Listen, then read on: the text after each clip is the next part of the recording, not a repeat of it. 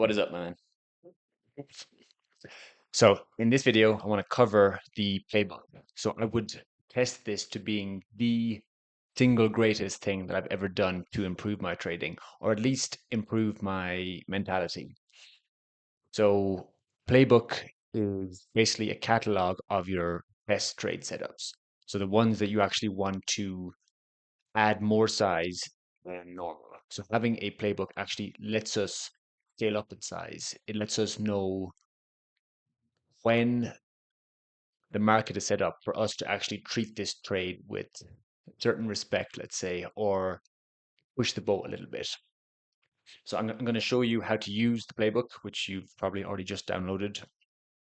And I'm going to dive through my one just to show you how I actually input my entries, etc. But before we do that, just talking through the thesis behind it or the logic more so. So I got this initially from Mike Bellafiore at SMB Capital. And they basically, at that prop firm, if they have a struggling trader, the first thing they do is make them go back to their playbook. So, playbook, it's literally just composed of, or the way that I compose it is pictures, screenshots, and annotations of the chart, and then questions with answers. So it's very simple. And this is just then what we just use for to build the muscle memory. So just day after day, day after day, just staring at it, training our mind to actually at a glance be able to identify, okay, this is our setup. So I jump in. The main reasons we use it before we actually plug in, for me, it's again the whole muscle memory thing. So actually knowing when to put on size, but also the psychological element. Fear is no longer in the equation when you've seen something happen time after time after time. It's pretty much the opposite to fear. It's like every fiber in your being was like, I need to be in this trade. And you probably know those setups. Like you just get that feeling in your gut and you're just like, I want to put on more. And it's not that it's not like self-sabotage, it's not some parasitic behavior. It's genuinely like, I know that this is my setup. Again, nothing's ever 100% in the markets. We have those times where it's like, yes, I know what I'm looking at right now. This is that model. So the playbook actually lets us do that. The way that it does that, or again, one of the prerequisites to it is teaches us to look left. So if you have 20 examples, and I recommend starting with 20, we'll get into that, but starting with 20 as a basis. So initially going in, and I would advise actually getting 20 new screenshots. So even if you already have your journals, you take screenshots, etc., just as an exercise, as part of this, once you download it, take it upon yourself to actually go in and record 20 new examples. When I say record, I literally mean screenshot 20 perfect trade setups, your perfect trade setup. And then, boom, we have that. What we can then do is actually just look left. And what I mean by that is look what happened before. So we can then see how our trade set up before, during, and after. The after is literally just when we take profits. The during part, that's what we're kind of training our brain to see how did price behave, etc. But the really, really big thing and the thing that I find almost most beneficial is the looking left. So what happened before the fact? Because for years I knew my rules, but I wasn't able to actually look at the chart and think, okay, today is is a higher probability day for me. Today I could get a good trade. I would just take a trade and it would turn out to be good. Now I can tell from the previous day's close. What time is it now? It is so it's 4 o'clock now. In an hour's time, I'm going to go onto the charts and then do a scan through my pairs and be able to see from the previous day's closure whether or not I will have a best trade setup setting up tomorrow.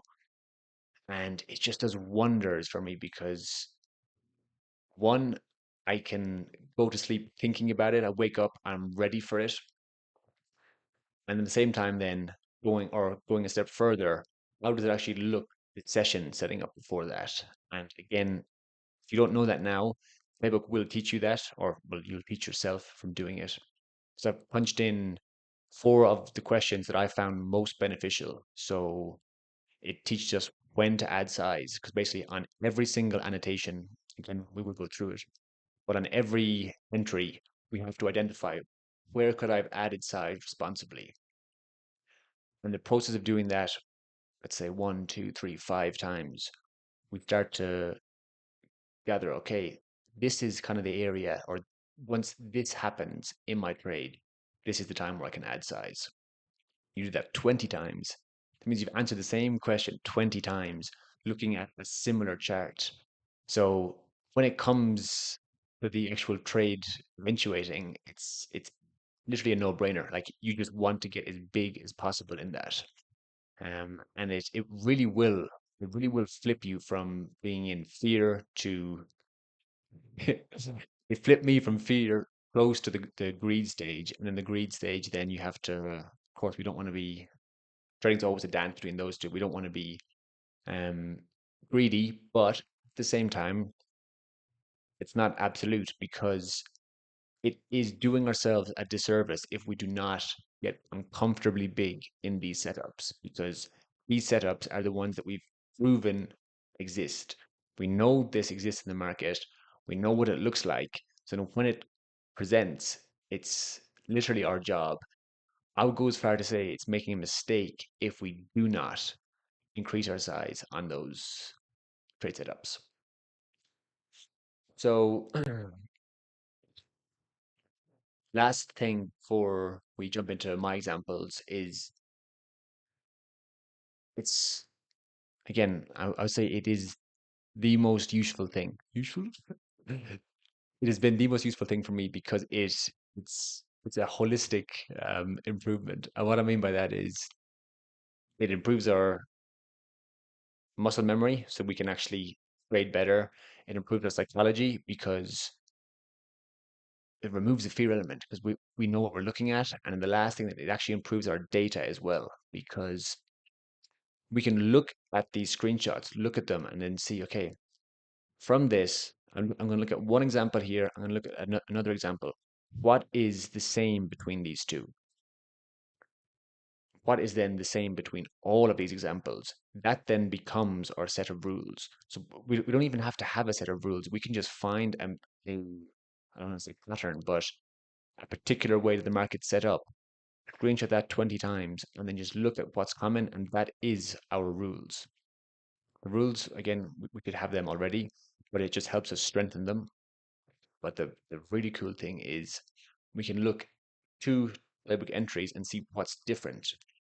What I mean by what's different is what can we identify as being in this one but not in this one. For instance, this one was entered in the first hour. This one was entered in the second hour. This was after a previous high of week sweep. This one was after this one had a type 3 shift. This one left a fair value gap. All these little nuances, they are what, and for the purpose of this, I'm going to call them confluences because that's how I use them. I then derive new confluences from my playbook, which I then start to track, and then that improves my win rate. I might not have explained that the best. Basically, it gives me the metrics that I want to monitor in my data, which then enables me to improve my win rate. And then again, that allows me to scale up in size. So it's a self-fulfilling prophecy, you could say. Okay, cool. I'm going to jump in now. So this is my playbook here. So I divide mine up between A++, A setups, and then bread and butter. So the bread and butter are just the ones day to day, hit them, normal risk, 1%, sometimes less than 1%, mechanical rules. And then these ones are the ones you can just really push the boat on. So this is beautiful, beautiful setup today from ETH, Ethereum. So I'll just quickly explain my setup just so you have some context. So because of having this playbook, also this setup comes from Stacy Brock's concepts. If any of you are familiar with Stacey Burke, OG, gotta shout him out. But it's basically once the market closes in breakout at the highest or lowest closing price of a week, month. This was actually the year. So this was the highest closing price on Ethereum today of the year. Then we want to see my best trade setups will have a pump. So they will push out of the close and breakout, false break, and then go sideways.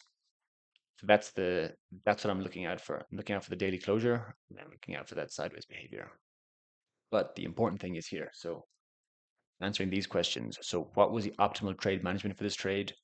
Where could I have added size responsibly? What did yesterday do that made this trade identifiable? What geometry did the previous session set up that made this trade an A-star setup? So I'll just quickly go through these. So the optimal trade management, it's pretty clear. It's just identifying where is your entry and your exit point, and if you have a break-even rule, identifying that. I like to identify or annotate it on the chart. So show my entry with a little cross here, where we're at size, and my break even. Work that I've added size responsibly. Again, I'm doing this every single time. After we broke down, confirming the thesis, we went sideways, scale in here. What did yesterday do? It made this viable. So we close and break out at the highest close of the year. So before this credit even happened, last night, Sunday night, I had already had this on my watch list. So I just go through each night and add the players that Playbook has showed me can be setting up for the next day. And then this one's important as well. You might be clear what I mean by this. So what geometry did the previous session set up to make this an A-star setup? This, what I mean by geometry is what, where did they trap traders? Where was the volume held? I'm using the word geometry because price is always contained within a numbers box. So let's a range of 25 pips, a range of 50 pips, a 100 pip range. So here we can see the geometry was we went up to the highest close price. So this is the overall range. And then we broke out of the high of the range and pulled back inside. So that's from this low to this high. This was you can imagine it as a rectangle. We broke out of the rectangle and pulled back inside. We then created another smaller rectangle, and that's what I call the coil. So I'm looking at basically what did they achieve? Where do they trap traders? So you can interchange the word geometry for anything that makes sense to you. For me, I'm always viewing the market as in which range are we trading in, which range are we false breaking. So for me, geometry makes the most sense. But it's literally just what did they achieve? So we had the false break, so they send traders high again. So we close and break out, they then send price up, but it was a failed breakout, and then we went sideways. So that to me, two most important things: closing and breakout, false breaking that, and then boiling sideways. There we go. Go through just another example, just quickly, just so you can see what I do. Just identifying, okay, what happened? There we go, and then answering the questions. So optimal trade management. So I often trade a measured expansion. So talking about the geometry again. So I'll measure this low and a high, and then I'll just expand that one, two times. Always using the geometry. But yeah, to make it more sense, you can see here, these are double zero lines, these are 50s, so that you can see where price is being in between. I don't want to confuse things. Again, just answering where could have added size responsibly. So once we broke out, confirm the thesis, this is where I size in once a trade continues to run. What did yesterday do? We had a false break, flat line consolidation. Same again. What geometry the previous session set up? We had a pump creating space to target. I'll just give you one more, just really quickly, not going into the details, but just showing you the level of detail that I do that actually led to me having this extreme confidence. So yeah, oh yeah, important thing is using the higher time frames as well as the lower time frames. So we want to know what our setup looks like on both zoomed out and zoomed in so that we can flick through charts and boom, immediately identify, okay, we have a high probability of our setup eventuating. Cool. That is pretty much it. So You probably already have it downloaded. As I said, I would go through and start with a minimum of 20. Um, and then from there, then you can build on that. Study that. I would say print them off. It's been really, really useful for me just to, again, just the whole purpose of this is to train the muscle memory. So if we will go into our laptop and look at them every day, boom, do that. If you find it easier to print it off and keep it beside your bed, you wake up in the morning straight away, first thing. Once our brainwaves are slow and we're penetrating penetrating the subconscious, just looking at that and it just boom, it's just getting drilled in. So that's the playbook. Yeah, it's used very well in tandem with your journal, with your all other elements of your, let's say, your trader admin elements. I have some other ones available. You can check them out. Maybe they're, I don't know what it's going to be. But yeah, I would say start with the playbook. Number one, go in, gather the 20, and yeah, go from there. Boom. Power to you, dude.